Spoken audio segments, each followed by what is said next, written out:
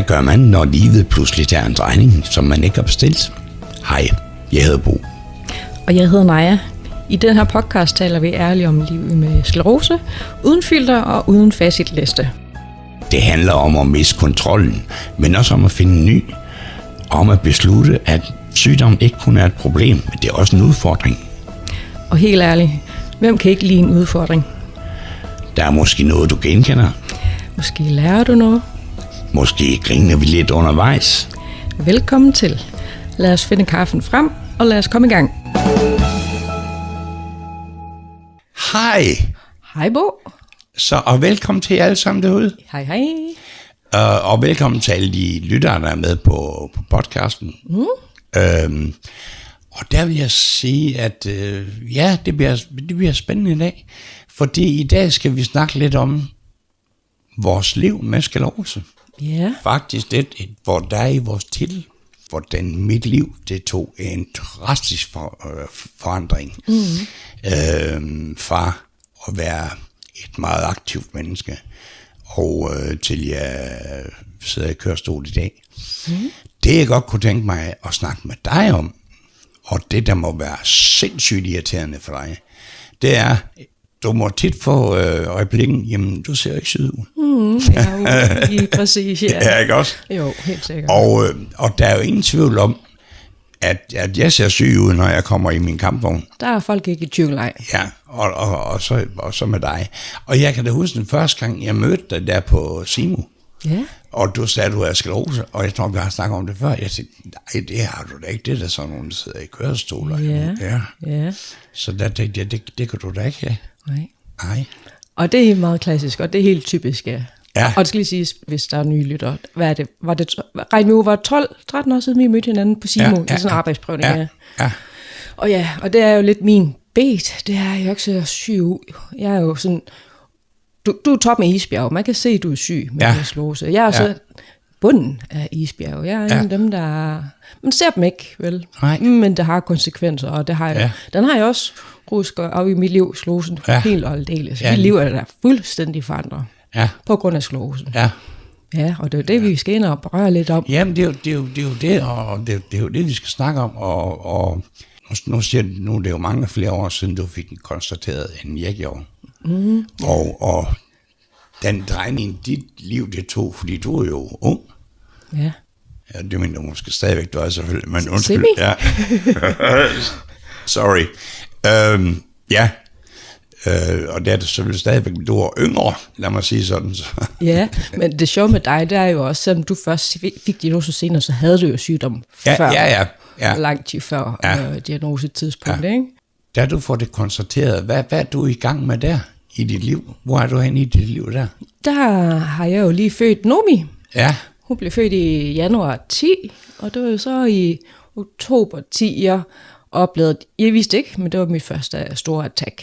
Ja. Og så blev jeg udredt og fik diagnosen året senere. Og så kom jeg jeg blev sygemeldt fra hjemmeplejen, der havde jeg jo arbejdet i 5-6 år på det tidspunkt. Ja. Hvor jeg kørte rundt i hjemmeplejen i min hometown og området omkring mig selv der, og var super glad for. Jeg elskede det job der med at være sosu. Ja. Men der blev jo sygemeldt, og planen var egentlig, at jeg gerne ville tilbage til hjemmeplejen, men jeg kunne godt se, det kunne jeg ikke. Og nu siger det kunne du ikke. Ja, ved mig er det jo ret åbenlyst, jeg ikke kan arbejde, men hvorfor kunne du ikke så? Jeg kunne ikke holde til tempo. Altså, nej. I forvejen er det jo faktisk et ret hårdt erhverv, som er hårdt selv for raske mennesker. Altså det er hårdt, for der er besparelser, og det har det været mange år. Dengang jeg var i hjemmeplejen, der havde vi faktisk ikke tid til sådan transporttid. Jeg kørte jo på landet, så vi skulle sådan teleportere mellem borgerne, og allerede der blev man jo stresset, for de skal jo stjæle tiden for de gamle. Altså det var rigtig slemt dengang. Altså det var, jeg ved ikke, hvordan det er i dag, men det var stressende jo. Hele tiden at være bagud, og ikke føle sig tilstrækkelig for de her ældre mennesker. Så efter noget tid, så blev arbejdsgiver mig enige om, at jeg skulle fyres. Jeg kunne ikke bestride det job. Og så var jeg jo så, jeg kom i samarbejde med kommunen, så skulle jeg jo så, jeg skulle finde noget, jeg kunne holde til, og det var så der, jeg var, egentlig først havde jeg en arbejdsprøvning ude på hjemmeplejen inde i Aalborg, hvor jeg egentlig mest skulle jeg være på kontor lidt, det er så mange år siden, men jeg var også med uge som følge, men jeg var ekstremt hjernetræt, altså. Jeg var der ikke ret længe, og hende plejehjemslederen, hun var så syg, altså hun sagde til kommunen, hun skal ikke være, hun er så træt, jeg var meget hjernetræt. Ja. For jeg havde jo faktisk dengang havde jeg over 20 skader op i min hjerne, på det tidspunkt. Ja. Så jeg var enormt hjernetræt. Godt, og det vil jeg godt lige ind på, fordi det er så grunden til, du ikke, hvorfor får du ikke bare det op? Ja. Du bliver hjernetræt, siger du. Og jeg tror nok, vi har kort været inde på det før, men kan du beskrive det lidt mere?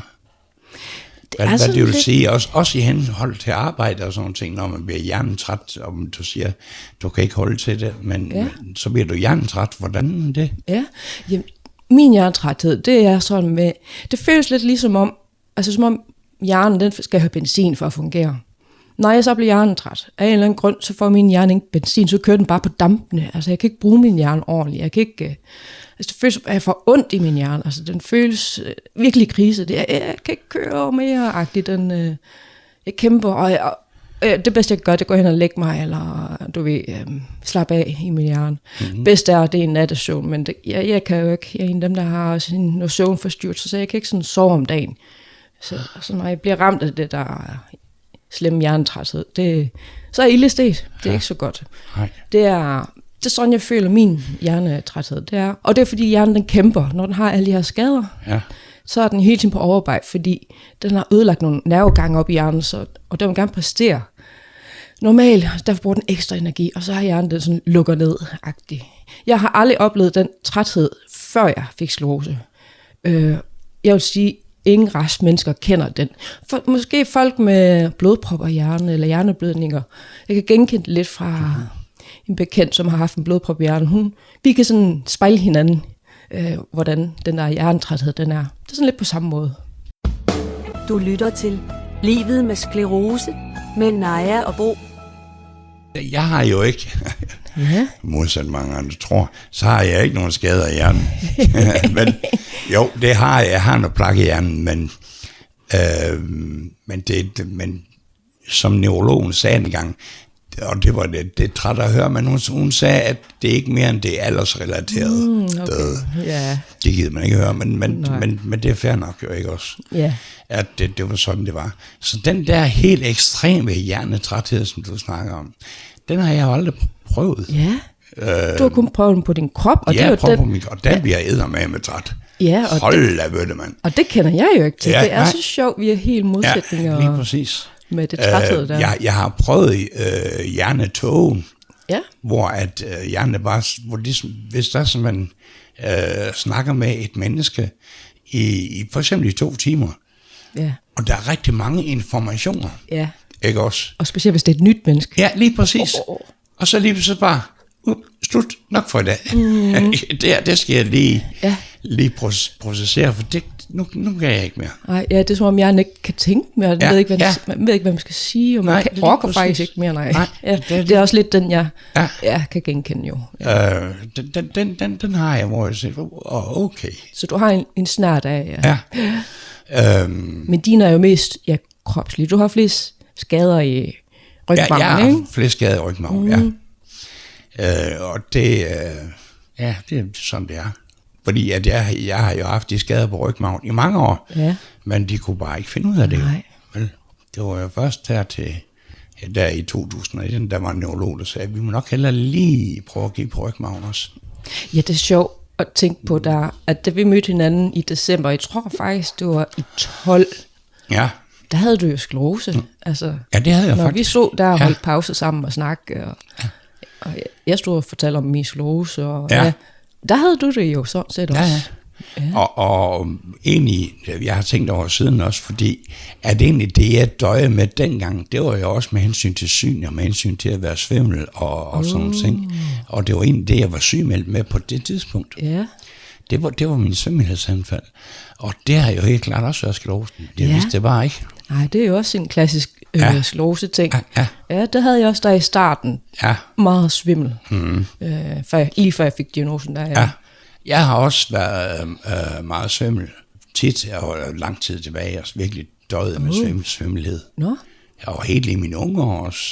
så skal jeg vide, om der har været. Men det er jo lige meget, men jeg døjer meget med svimmelhed. Ja, jeg kan vide, om det har været, om den har bare ikke været så aggressiv. Sklerose måske, ikke? Ja, lige præcis. Altså, jeg døjer meget med at være svimmel.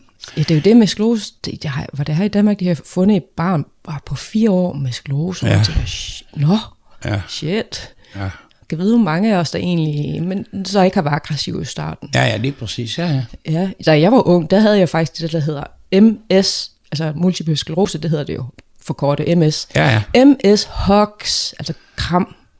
Det havde jeg meget i min ungdom. Jeg ved ikke, om du har hørt om dem? Jo, de der, hvor det sådan helt...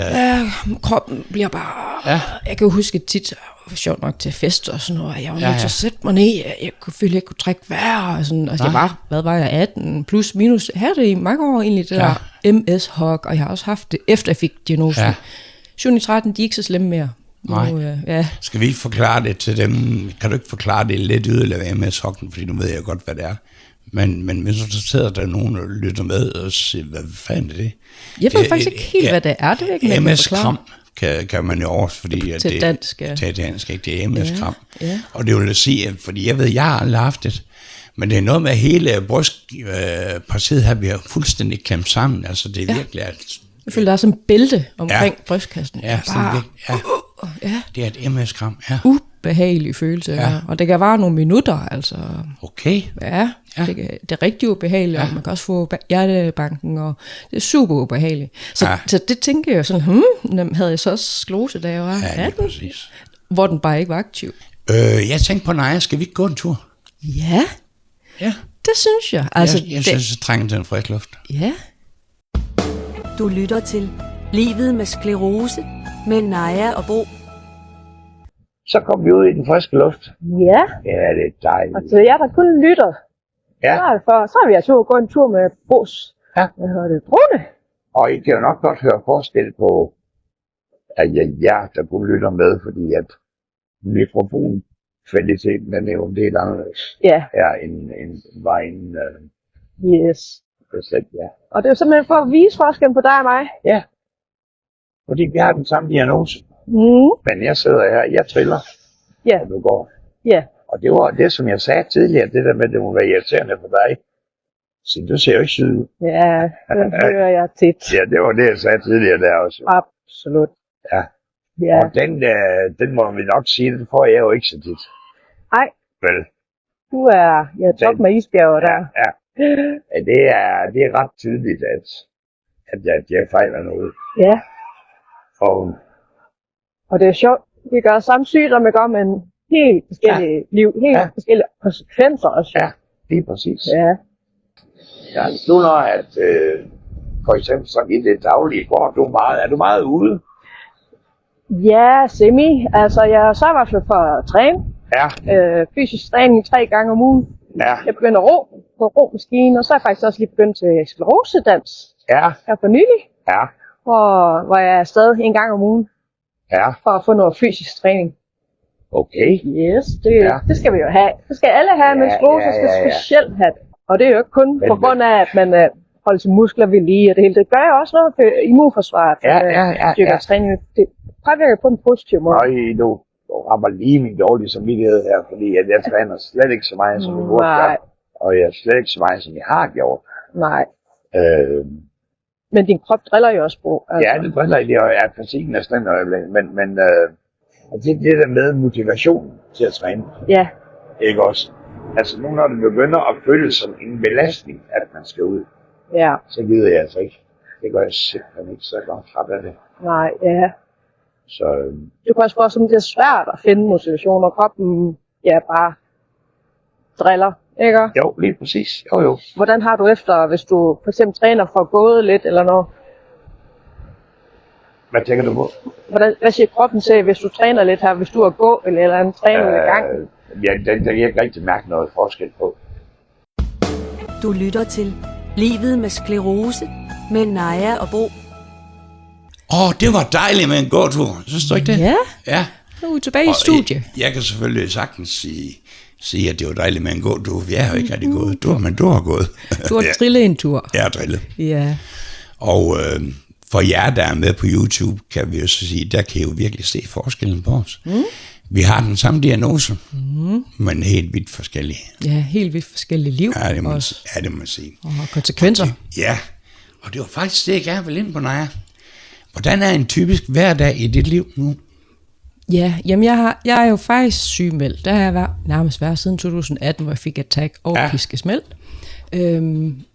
Så min hverdag lige nu, altså jeg går til møde med kommunen og noget. De vil bygge en sag op. Jeg ved ikke, om det skal være hemmeligt, men de har ringet faktisk til mig, hvad jeg går i forgårs, og vil gerne søge førtidspension. Nej. Jo, fordi jeg er ramt, og jeg blev meget ramt i 18, og jeg er bare lige blevet mig selv som før 2018. Nej. Min hverdag er jo meget, jeg bruger for meget ro, fordi hvis jeg bliver bombarderet med for mange indtryk, og gøremål og ting, jeg skal aftaler, så crasher min hjerne jo, og så kan jeg risikere, at min hjerne smelter sammen. Så min hverdag er meget stille og rolig, det er nødt til at være. Og så som sagt, så træner jeg mandag, onsdag og fredag. Prøver romaskinen, jeg begyndt på i stedet for at løbe, fordi jeg kan ikke løbe. Det går lige i nakken, og jeg kan heller ikke ride mere. Det går altså også lige op i nakken. Så jeg træner nu på romaskinen og nogle forskellige øvelser. Og så sørger for mit hus. Altså jeg bor i eget hus med min mand og børn. Ja, det var lige præcis det, den retning, jeg ville dreje det til. Det var med mand og børn, og hvordan de klarer, og hvordan jeres hverdag sammen, og ferie og sådan noget om karneval. Alt muligt, ja. Jeg synes egentlig, vi har fundet et godt sted nu. Altså det kører, altså jeg må godt indrømme, jeg har haft perioder, hvor jeg ikke helt har kunnet overskue min familie i nogle perioder her, fordi jeg har været meget ramt siden 2018. Ja. Og der var nogle gange, føler jeg, undskyld, men jeg har faktisk tænkt tanken om, var det nemmere at bo for mig selv, fordi jeg kan ikke rumme det der samtalen. Altså, nu er det snart sommerferie, 3 uger, det er hårdt for mig. Ja. For der er nogen, jeg skal tage hensyn til at snakke med hele dagen. Ja. Altså, det er faktisk hårdt for mig. Det irriterer mig, at det er sådan. Ja. Det gør mig faktisk lidt ked af, fordi det er jo træs ikke overskud til familie. Og det er også derfor, at jeg er super glad for, at kommunen vil kigge på det her med førtidspension. Ja. Jeg skal kunne overskue min familie, ikke? Jo. Og mit bitte liv. Jeg har lidt sådan, nu er det jo så, jeg har været gift 2 gange, altså og det kan jeg ikke finde ud af. Altså, nu bor jeg så heldigvis alene. Og det har jeg da sådan set fint, men man kan godt være alene uden at være ensom. Ja. Er det ikke rigtigt? Jo, helt sikkert. Jeg nyder min alenehed. Ja. Og jeg nyder, når jeg er gæster, når du er her, når mine børn er her, og når andre er her. Det er slet ikke nær det. Men jeg kan altså også nyde min alenehed. Ja. Det må jeg nok indrømme. Ja. Men jeg kan godt forstå, når man har familie, man ikke rigtig kan rumme, fordi at jeg går jo også... især små børnebørn, de larmer meget. Yeah. Og de fylder meget, og det skal de gøre. Yeah. Ikke også? Det er slet ikke nær det. Men jeg kan godt mærke, at på et tidspunkt, så kører hjernen fuld. Og siger, nu slut nu. Pause. Yeah. Ikke også? Nu har der været nok med indtryk. Ja, lige præcis. Yeah. Og både børnebørn og mine gæster og venner og det hele, de ved det godt. Ja. Yeah. Og hvor når vi har siddet i et parti af 1,5-2 timer eller et eller andet, så siger jeg skal så lige have hvil. Yeah. Og så triller jeg ind i min seng, og det er helt okay. Yeah. Og så sidder de herinde og sidder og snakker med hinanden, til jeg er klar igen. Nej, hvor fint. Ja, det er rigtig, rigtig godt. Det fungerer godt. Ja. Men stadigvæk følelsen af at være, ikke at kan være med, og den der følelse af at være til besvær for mig især. Ikke også? Det er jeg også for dig i dag. Ikke? Altså, det er dig, der laver kaffe og finder det helt frem. Jeg kan ingenting. Nej. Jeg føler mig i den grad til besvær i forhold til, at den halvdel af den her podcast, som jeg skulle lave, det kan jeg ikke. Vel? Så derfor føler jeg mig virkelig til besvær. Ja. Du har også lov at være sosu for mig i dag, og skal hjælpe mig med min madlavning og sådan noget. Ikke? Også du aflyste hjemmeplejen i dag. Jeg har aflyst hjemmeplejen, fordi vi skulle lave det her. Ikke? Ja. Men den der følelse af at være til besvær. Ja. Ja. Når man skal noget, man føler sig, det har jeg dårligt med. Nu har vi talt sammen nogle gange, og det slog mig faktisk det her med, jeg kan gå, når hegnet det trænger til at blive malet, så kan jeg lige kurse. Men det kan du ikke. Du kan ikke lige gå og klippe hækken, eller hvad du nu har du er super afhængig, hvor jeg tænker, det har jeg slet ikke tænkt over. det må da være frustrerende. Ja, det er ikke? meget frustrerende. Altså, du er jo ikke engang fyldt 60. Ja. Vel? Nej, tak. Nej, det er jeg nemlig ikke. Men det er snart. Ja. Ja, September. ja, lige præcis. 7. Ja, og det var da Jeg imponerende. kan huske lidt. Ja. Jeg ved sgu ikke, hvornår din fødselsdag er. Det må du... Nej, Ja. det er mænd ikke gode til, så du er lovlig undskyld. Ja, ikke. Ja. Jo. Nå, men min dagligdag, hvis jeg lige skal slutte af med at fortælle om den, jo, Ja, ikke? Altså, helt sikkert.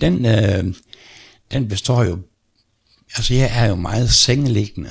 Det er jo den måde, at jeg klarer min sklerose på.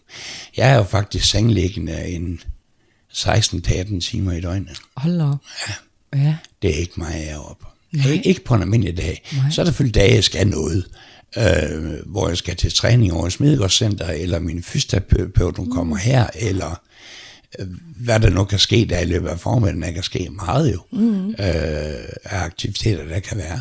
Ja, men ellers så er det mig, altså når jeg skal slappe af, så er det i sengen. Du sparer på kræfterne Ja. med at... Ja.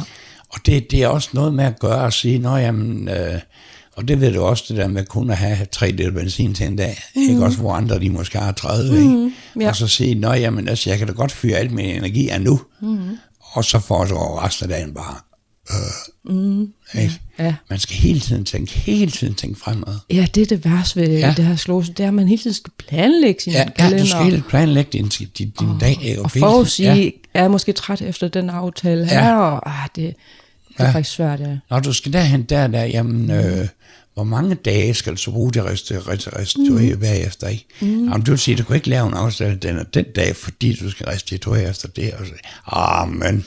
Ja. Ikke? Altså, det bliver sindssygt her nogle gange. Det er. Ja. Jeg kender udmærket, og som sagt, i går var jeg jo afsted, og var jeg var sent hjemme i går, var den 9-10, inden jeg kom hjem igen, og jeg var jo jerntræt i forvejen. Ja.